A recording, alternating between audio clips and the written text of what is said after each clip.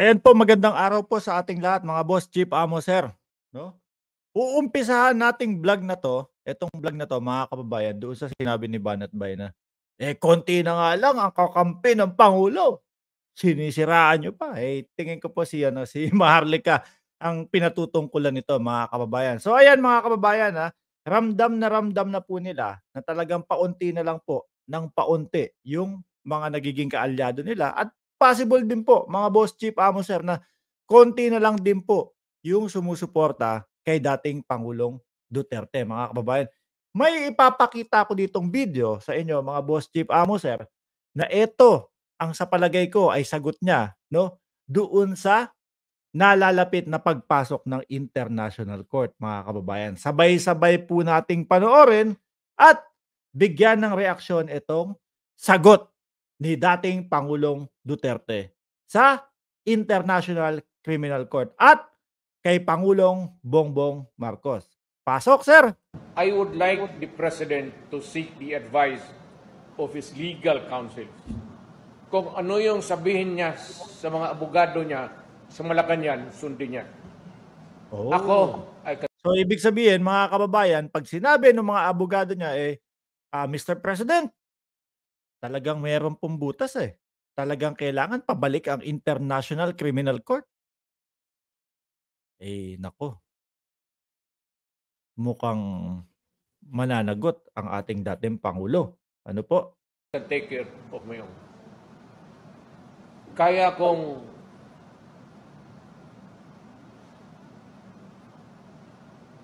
Napahinto siya, ang tagal, mga kababayan. Ulitin ko, atras ko ng konti, kasi do'n sa pagkakaputol natin and medyo ano, para mas maintindihan nating maigi, atras ko ng konti. Kaya kong I can take care of my own. Kaya kong napaisip siya, kaya kong saan ba yung ICC na yan? Kaya pasalvage sa mga mo. Woohoo! Sino ba yang ICC na yan? Baka ipa-salvage ko pa yung mga ulitin ko, para sigurado tayo. Take care of my own. Kaya kong Ramdam mo yung pangamba din ni dating Pangulong Duterte, kaya kong saan ba yung ICC na yan? Kaya pasalvage sa mga mo. Oh, Pakialam nila. grabe mga kababayan, ang lumabas na naman sa bibig ni Pangulong Duterte, dating Pangulong Duterte. Sino ba yang ICC na yan? Salvage ko yan. Hindi ko na sinabi ng maayos dahil po alam niyo naman sa YouTube, merong mga restricted word dito mga kababayan. Tuloy pa natin. When my country was being eaten by drugs and everything, nandito ba sila? Nila. Sabi mo sa kanila, puta nyo dito, di sabi ninyo. Panahon na Ganun pa din po, although medyo nahihirapan na din siya magsalita mga kababayan, pero yung mga lumalabas sa kanyang bibig pa din po ay patuloy na pagmumura, 'no? Patuloy na mga bad words. O siguro expression na lang talaga ni dating Pangulong Duterte 'yun. Kaya lang, ngayon po sa panahon ngayon hindi na uso, ano? Pansamantalang magiging in lang sa taong bayan yung pagmumura bilang isang presidente, pero kalaunan mare-realize ng taong bayan, naku, hindi pala kaaya-aya ano, at hindi maayos tignan at pakinggan. librehon natin dito, nagpatayan tayo dito, mga polis ko din, patay dito, patay doon. Patayan tayo ng mga Pilipino. Saan itong mga to? Where were they? Ang binabanggit niya po diyan mga kababayan, no'n daw po na panahon 'no, kumbaga bago siya pumasok bilang presidente, kaliwa't kanan na yung tegihan 'no, dahil may droga.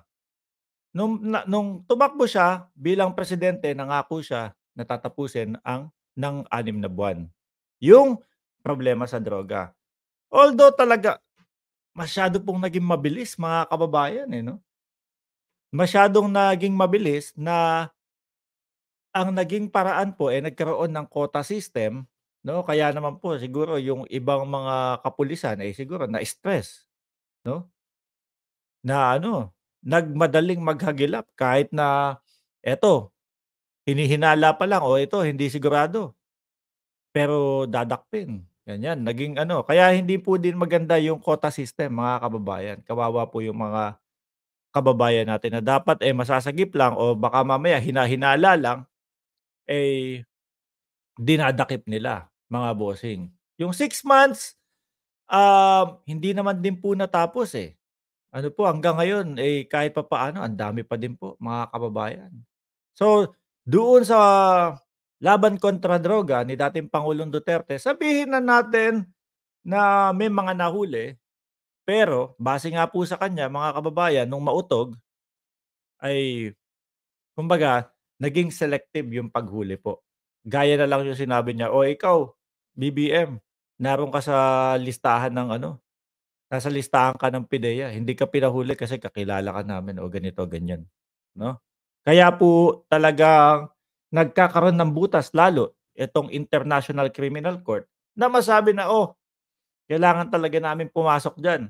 Ano po, unang-una, yung pagbitiw niyo sa International Criminal Court, laway-laway lang. Ayan, mga kababayan. Tuloy natin, ha?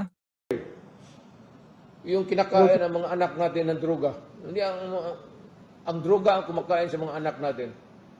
Hindi naman po siguro sa lahat, ano? Hindi naman po siguro sa lahat at hindi naman po siguro majority. Siguro mga ano lang, kakaunti lang 'yan. Ano, hindi yung ibig ko sabihin na kakaunti lang, mga kababayan, hindi puwedeng lumagpas sa kalahati ng mamamayan na Pilipino, yung gumagamit ng ipinagbabawal na gamot. Saan sila? Sabihin tatapos turuan patay kung anong sabihin nila. Tangina, sampalin ko sila. Sasampalin. Ano to ako? Kung may makita ako ng foreigner magsalita sa aking harapan, pag hindi kita tinampan. Ano? Wala man preso yan. Guilty ka agad.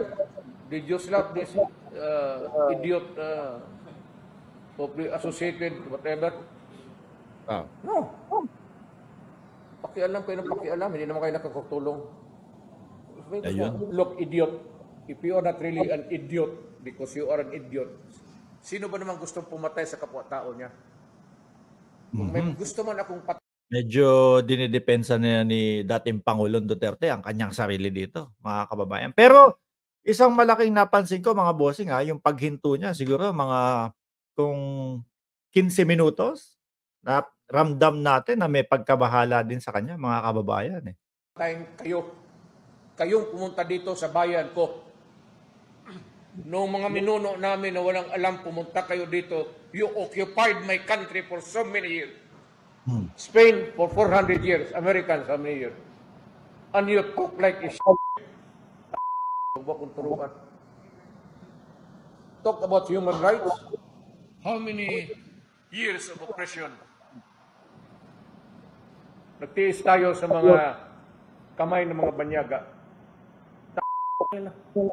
Tapos kung Kaso ang pinag-uusapan ng mga Pilipino at ng International Criminal Court po, mga kababayan, yung ano, yung kumbaga kung paano ini-handle ano po, yung laban kontra droga. Kung naging makatao ba, kung nalabag ba ang karapatang pantao. Yun yung pinag-uusapan diyan, mga kababayan. salita ka naman, look who's talking ka nga. Wala tayong turuan. Ako ba? Bakit ko patay Pilipino? Mas gusto ko pumatay ng puti. Sila yung may kasalanan, hindi yung Pilipino. Ayun. Lagi lang kapagka napapansin ko pagka si Pangulong Duterte ang nagsasalita, laging talagang hindi puwedeng maiiwasan na merong word na tegihan, o gurguran, mga bossing, Anyway, kayo po ano ang masasabi niyo, ano ang maikokomento niyo diyaan sa sinabi ni dating Pangulong Duterte? Medyo mabigat yung baka pagpasok niyan, salvage ko pa 'yan, 'di ba? Baka mas mabigat pa po 'yun, mga kababayan. Ano po ang masasabi niyo? Ituloy ba ang pagpasok ng International Criminal Court or 'wag nang hayaang makapasok, mga bossing? So, Kung bago po kayo dito sa ating channel, huwag niyo pong kalimutan i-subscribe. Nandiyan po yung button ng subscribe at nandito naman po sa bandang 'to yung like button. Paki-like din po ang live stream itong